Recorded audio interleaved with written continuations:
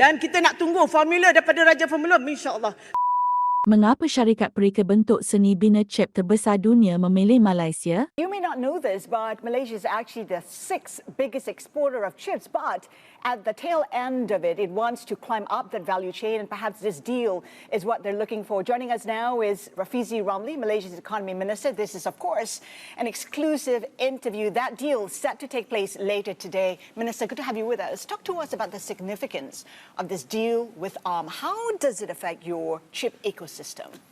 We have always wanted to move from the back end, which is on testing and assembly, to the front end, where in terms of the value, the back end only captures about 10 to 15% of the value of the supply chain, whereas 60% is more or less at the front end.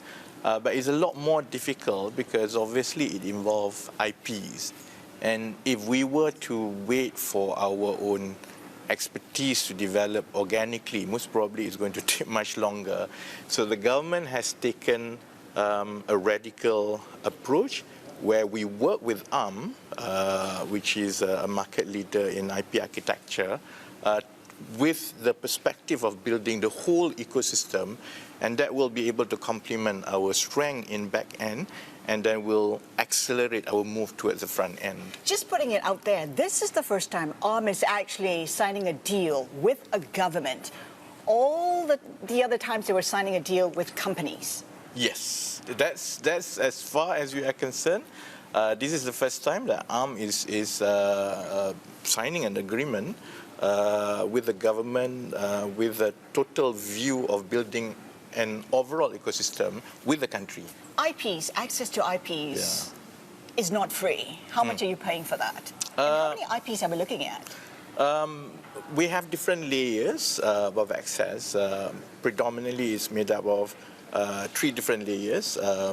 At the bottom of it is what we call Arm Flexible Access. This is where we allow startups and IC design companies access to a library of IPs. This should bring down the cost of R&D and entry into IC design significantly, and with the view of using this to also build the pipeline of engineers. The next level is compute subsystem. This is more or less designed chips that are almost ready to be used. It just requires some further design. So, Minister, how many IPs and how much are you paying for them? It's a $250 million for a 10-year program. And we think it's going to be consumed much faster than 10 years. And if it works well, and if we are able to get the final result that we want, then there's always consideration whether we want to scale this up further. So you're looking at 25 AFA, 7 compute subsystem, and a further access further down the line that we will announce in due time. Quantify the impact on the economy. We're talking about a $250 million investment. Will that translate to perhaps an additional 1% growth to GDP? Yeah, the rule of thumb is one compute subsystem based on the market now.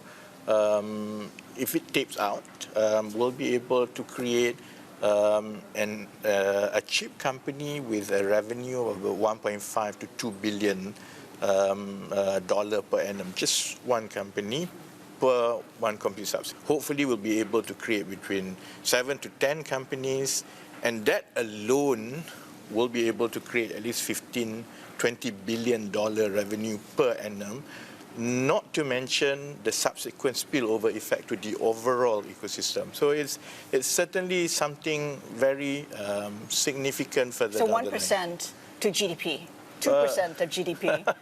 I think it's fair to say that it will be able to go beyond 1%. How quickly do you think Malaysia can produce its own chip?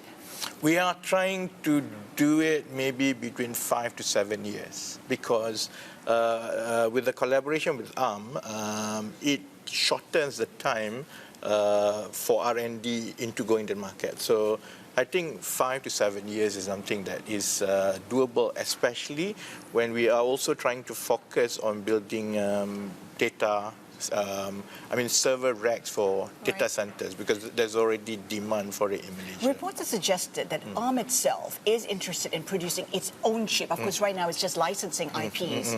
Would Malaysia be part of that? Would you be interested in being part of that? We'll be more than happy, and obviously there's some kind of special relationship that builds this collaboration. I don't know what is Arm's plan, but I hope that we will be able to build this collaboration. Let's talk about what you know. We know that GDP is poised to grow 4.5%, 5.5%. Yeah. Given the uncertain environment, is that still achievable? Would you have to perhaps review that growth target? Not at the moment. I think we have a pipeline of investments, and I think the fundamental is still strong. Of course, everyone in the world now is reviewing how things are developing, but not at the moment. I think projection is that it's going to be between 4.5 to 5.5. All right, such confidence. Minister, thank you for joining us. Rafizi Ramli.